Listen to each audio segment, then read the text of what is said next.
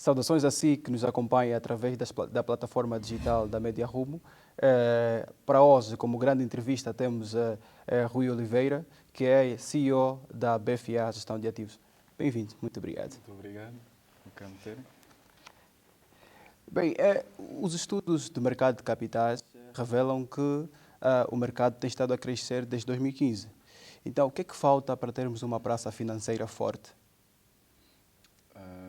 Primeiro, mais uma vez, obrigado pela entrevista.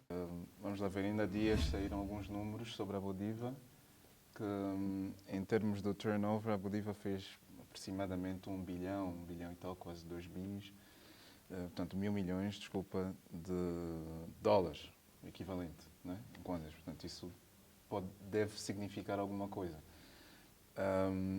Agora, se tivermos a fazer alguma comparação com outros mercados mais maduros, também temos que ver que mercados são esses, né? Portanto, ou seja, o que eu quero dizer é, se eu tiver a me comparar com um mercado forte como o mercado anglo-saxónico, seja ele na América ou no Reino Unido, certamente nós ainda temos um caminho muito longo para percorrer. Mas talvez devemos olhar um bocadinho mais para aqui, para dentro, para a região e nos perguntarmos se de facto nós somos competitivos a nível da região. E se for esta a pergunta, eu diria que sim, temos um caminho, mas já progredimos muito bem. Nós temos, portanto, o mercado secundário está-se a formar, está-se a fomentar, não é? Finalmente já temos uma curva de rentabilidade a ser formada não distorcida, mas de facto como deve ser. Já tem o surgimento de outras entidades, tanto do mercado como nós.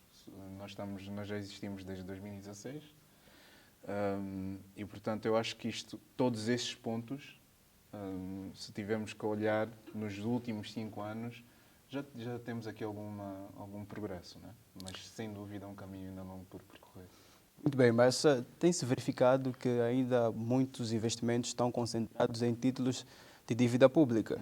Então, Certo. por que muitos investidores ainda preferem investir em títulos de tesouro?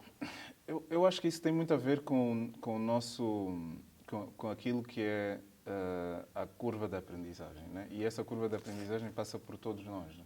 Nós, enquanto fornecedores do produto, né? Ou nós, enquanto os players do mercado e os próprios investidores, enquanto consumidores desses nossos produtos.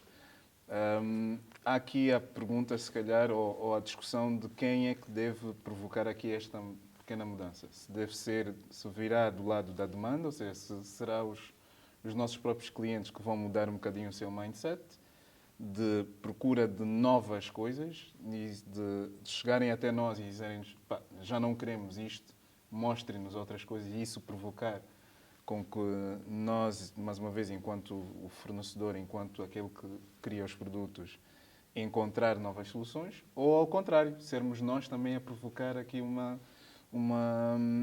sei lá, se calhar chamaria até de disrupção desse status quo. Mas diria que é um bocadinho o mindset. Segundo, tem muito a ver também com algumas condições macroeconómicas, não é? Enquanto nós tivermos, porque tudo tem a ver com rentabilidade, não é? Para os investidores. Enquanto nós tivermos títulos da dívida pública a médio prazo, com taxas muito boas, e nós temos taxas de facto boas nos títulos, ou seja, nós encontramos há 2 anos, conseguimos encontrar a 22%, né? Por aí.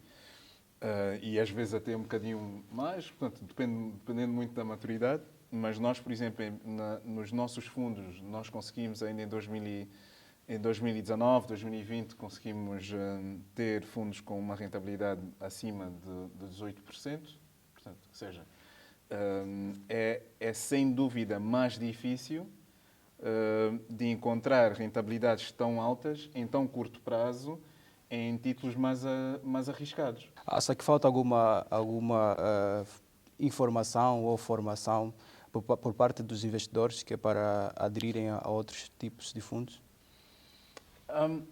Bom, mais uma vez, o problema é que não existem os outros tipos de fundos, mas Mas sim, a curva, aquilo que eu disse há pouco tempo da curva da aprendizagem é isso, é formação, e essa formação é formação nossa também. Eu acho que nós, internamente, nas nossas instituições, temos que apostar muito na formação para poder capacitar os nossos técnicos e as nossas equipas de facto, a nos desafiarem também. Não só a nós, mas e aí depois também vem o outro processo que eu disse anterior.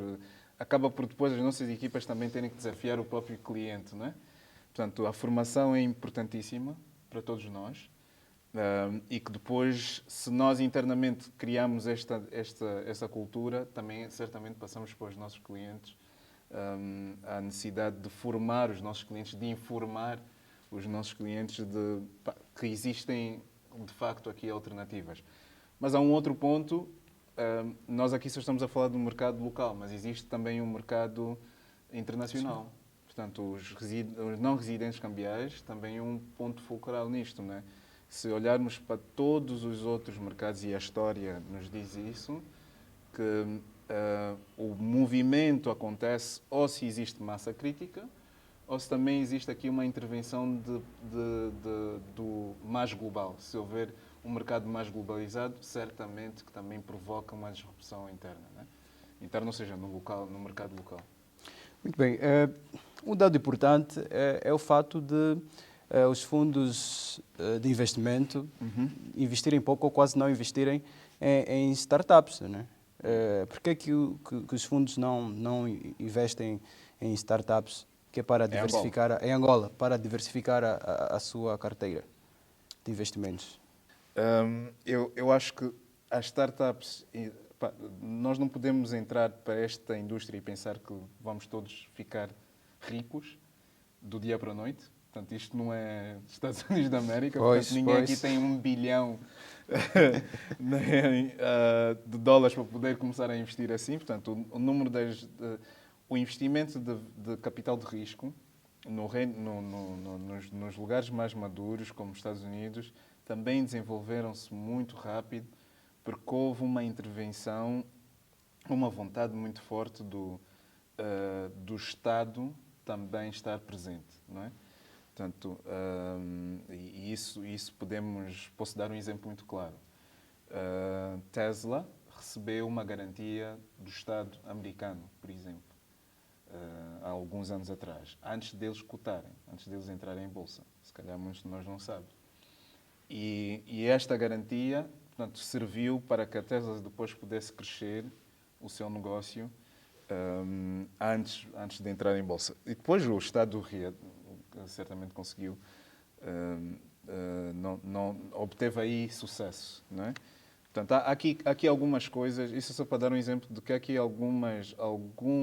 o ecossistema ainda tem que existir. Portanto, não é só uma questão de haver capital disponível para startups, também tem que haver a questão da legislação também é importante. E aqui é toda a parte da legislação, tanto a nível do mercado de capitais como a nível também da legislação enquanto na formação destas próprias sociedades. Os outros stakeholders à volta desse ecossistema, sejam elas empresas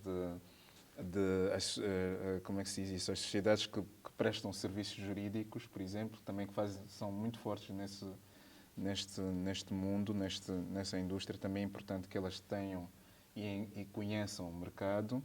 Portanto, aqui ainda um grande... eu gosto de dizer, a curva da aprendizagem ainda é muito longa para todos nós, não é? Olhando agora para o relatório e contas da BFA Gestão de Ativos, o relatório revela que a BFA Gestão de Ativos, durante o período de 2020, os lucros quase que mais do que duplicaram, né? Teve um crescimento de cerca de 169%. Entretanto, o que é que teve na base deste crescimento da BFA Gestão de Ativos? 2020 foi um ano atípico para todos nós. Acho que isso não é surpresa. O que foi muito interessante para nós, 2020, é que nós encontramos... para nós também foi um ano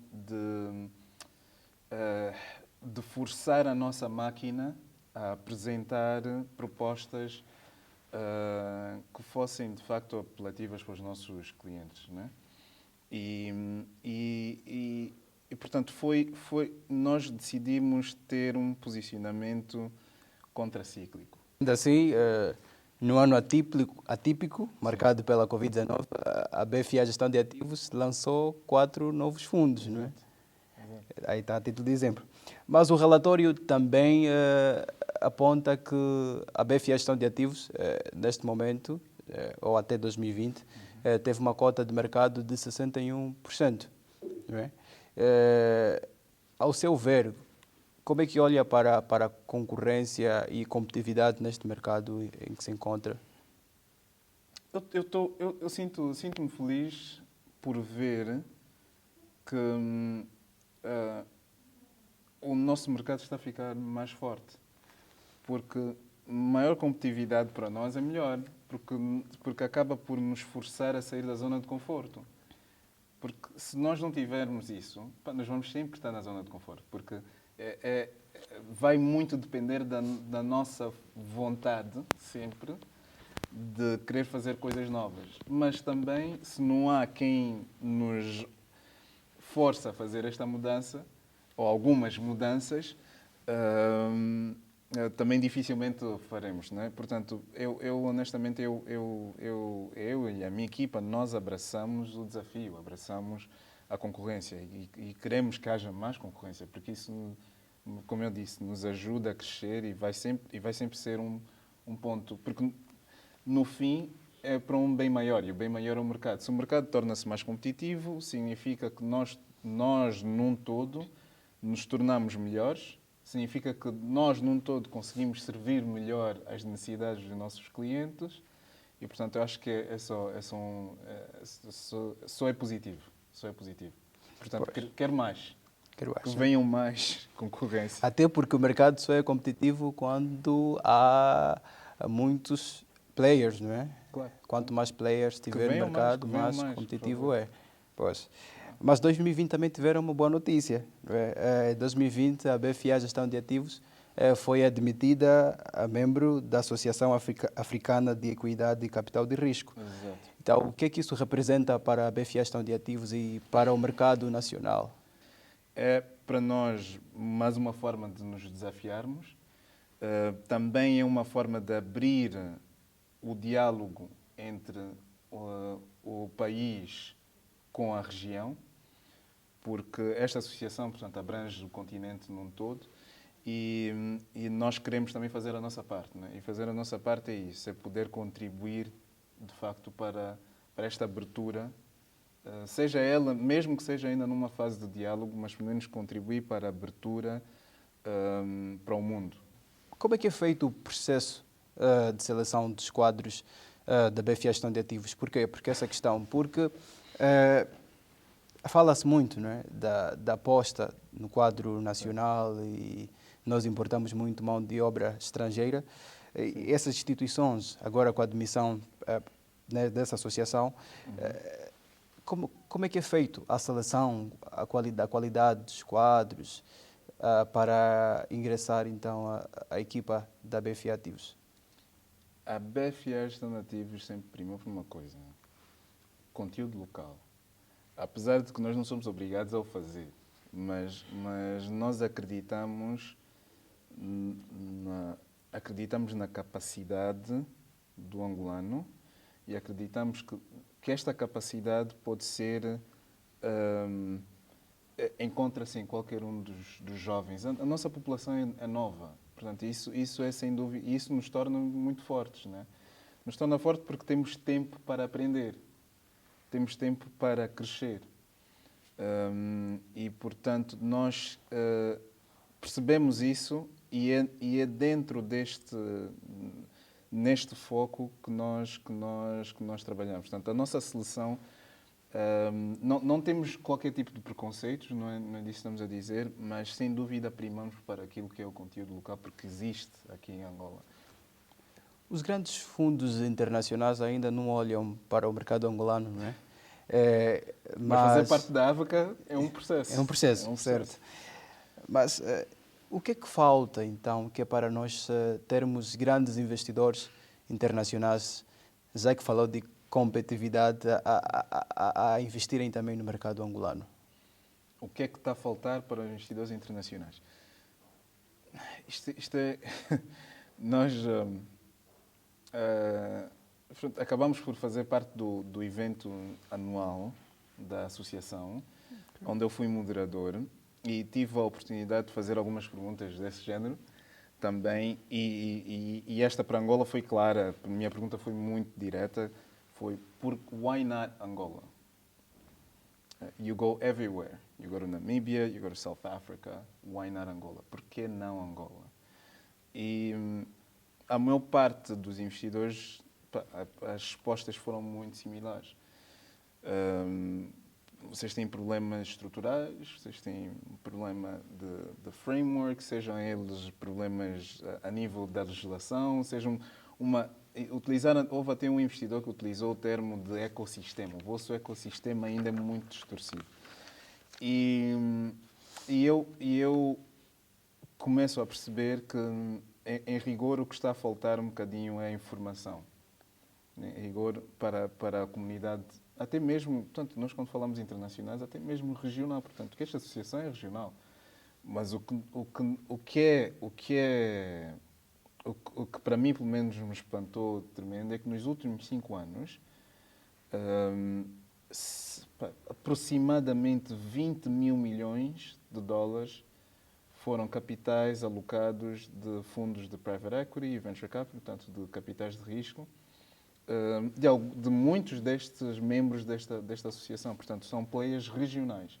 E Angola recebeu 0 deste capital. Portanto, o que me faz crer que tem muito, pode de certeza, ou tem muito a ver com a nossa não abertura em informar os nossos pares. E quando eu digo informar, o que é? Muita pouca gente sabe, de facto, como é que o nosso mercado aqui está a evoluir. E o que é que nós temos internamente, desde as nossas instituições, aos nossos investidores. Portanto, há muito pouco conhecimento no mundo inteiro sobre o que Angola é hoje. Certo, mas aqui nos chamaria a atenção, então, o próprio regulador, neste caso a Comissão do Mercado de Capitais. Será que tem feito bem o seu papel enquanto... Não, eu acho que sim. Quer dizer, a CMC já faz parte da IOSCO, que é a associação de todos os reguladores. Portanto, isto é um passo importantíssimo. Nós hoje somos, o nosso regulador é um membro efetivo. É um passo. O nosso Código de Valores Mobiliários está em inglês. É um outro passo. Portanto, eu acho que as outras regras de questão de tornar as regras de compliance, que também é importantíssimo, de corporate governance, e isso todos os reguladores em Angola hoje, eu acho que é facilmente visível que há uma atenção muito especial para isso. Portanto, eu acho que o regulador está a fazer a sua parte. Está a decorrer o ProPriv, em que muitos ativos e participações de Estados estão a ser ou serão privatizados em bolsa. Há aqui alguma oportunidade para os fundos de investimento? Vai depender de que ativos são estes, porque nós temos um dever fiduciário para com os nossos investidores, os nossos clientes. E esse dever fiduciário tem que vir, para nós, pelo menos, vem em primeiro lugar. Portanto, servir os nossos clientes primeiro. E servir os nossos clientes significa que eu tenho que encontrar soluções que sejam rentáveis para as suas poupanças. E essa rentabilidade tem que ser com uma gestão de risco boa, não é? Tem que ser bem feita. Portanto, o ProPriv é interessante e nós temos todo o interesse de poder participar. Nós também temos que entender em que momento uma entidade como a nossa participa num processo de privatizações, não é? Nós, em rigor, somos o quê? Nós fazemos alocação do capital. Não somos propriamente advisors, não somos, não é? E, portanto, há aqui um trabalho de advisory, portanto, um trabalho de banca de investimento que tem que ser feita numa fase inicial, para que nós depois possamos vir mais lá para frente de trazer os investidores que tenham, sem dúvida, vontade e interesse em olhar para estes ativos. Angola está a implementar, não é, algumas reformas com o apoio do FMI. Certo. Entretanto, essas reformas têm surtido algum efeito no vosso mercado? Sem dúvida, poder ter do FMI um relatório positivo sobre o progresso do país, nós conseguimos levar isto como uma bandeira para qualquer investidor internacional e dizer: nós estamos a fazer as coisas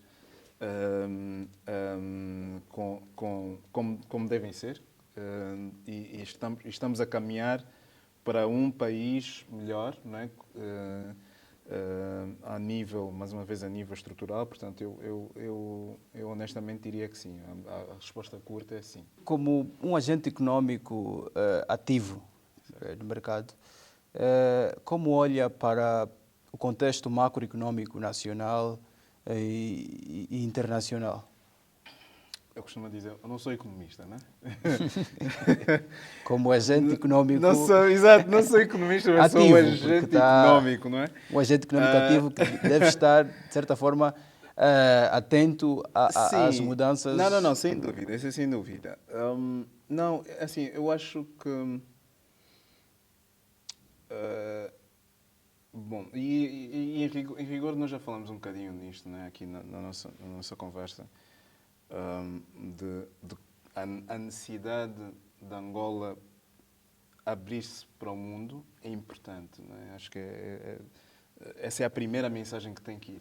Portanto, nós temos que abrir para o mundo. Portanto, nós não podemos continuar fechados porque o mundo global hoje é muito diferente. Mais uma vez, 10 anos, ou os últimos 5 anos foram cruciais. Se calhar nem os últimos 5 anos, de um ano para aqui mudou muita coisa.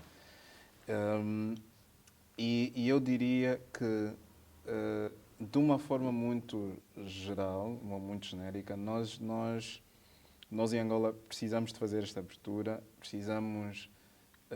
temos a necessidade, sem dúvida, de perceber que temos que nos ligar ao mundo inteiro. Portanto, temos que criar parcerias com o mundo. Portanto, isso significa não nos prendermos apenas portanto, não podemos nos prender a uma única região. Nós temos que olhar para o mundo num todo. Porque hoje nós podemos ir buscar desde capital intelectual, a maquinaria, de tudo um pouco podemos ir buscar em qualquer parte do mundo, não é?